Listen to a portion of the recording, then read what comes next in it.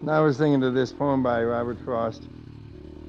Two roads diverged in the yellow wood, and knowing I could not travel both, and be one traveler, long I stood, and looked down one as far as I could, to where it bent in the undergrowth, then took the other, as just as fair, and having perhaps a better claim, since it was grassy and wanted wear. Though as for that, the walking there had warned them both about the same, and both that morning equally lay, in leaves no steps had trodden by. Oh, I kept the first for another day,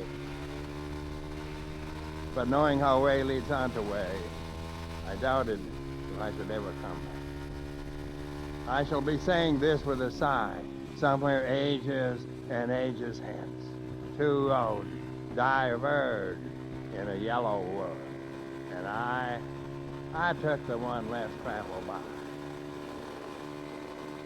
And that has made all the difference.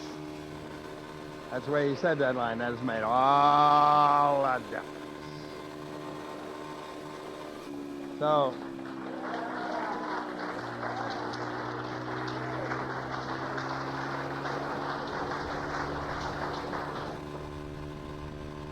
we just have to honor this man. He's really stubborn about it. The problem is that people don't listen to Frost, you know.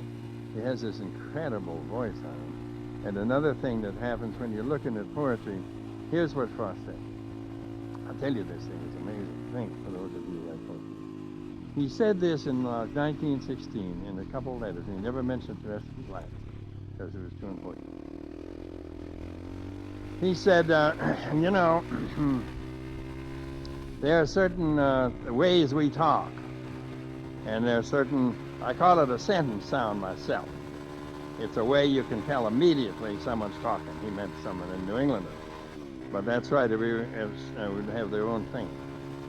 And he said, you know, when you're writing a poem, you got to have that sentence sound in your head. And you got to string your words onto that. Now, he says you don't do that. You can tie the shirts together, you know, by the cuffs instead of having a line, but it won't be good for the shirts.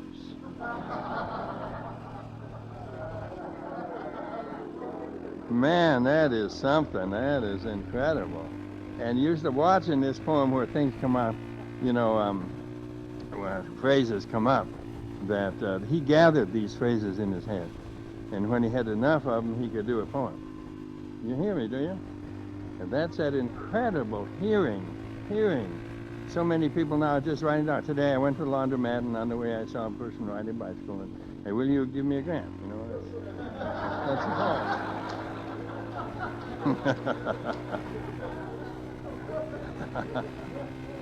Two roads diverged in the yellow wood, and knowing I could not travel both and be one traveler. Good, isn't it? That's that hard choice you make in your 20s, your late 20s, the two roads. Which one are you going to take? Two roads diverged in the yellow wood, and knowing I could not travel both and be one traveler, long I stood, and looked down one as far as I could, to where it bent in the undergrowth, then took the other. It's just as fair. You hear that? Just as fair. You can hear an old farmer saying, well, I don't know, the grain, this is fair, and this field wasn't that fair. And just as fair and having perhaps a better claim. You hear that? I got a better claim on this land than you do. And had a better claim because it was grassy and wanted wear. Though as for that, you hear that? Though as for that, that's completely independent hunk of energy just brought in, wham, like that. Though as for that, the walking there had warned them both about the same, and both that morning equally lay, in leaves no steps had trodden by. Oh, I kept the first for another day,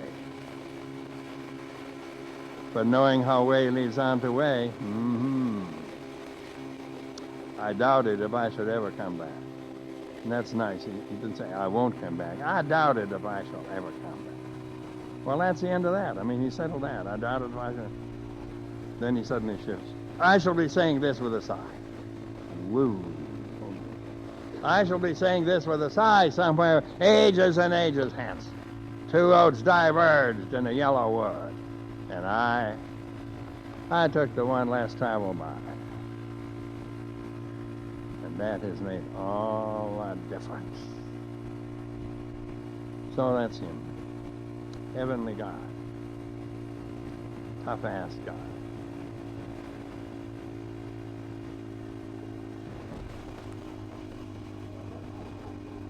I'm going out to clean the pasture spring.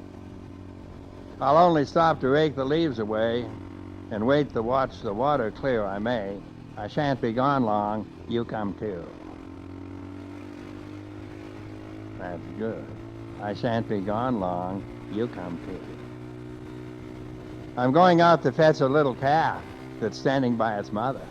It's so young, it totters when she licks it with her tongue. I shan't be gone long. You come too. Huh? Beautiful, and beautiful, beautiful. And that business of you come too, man, that's something. That is something.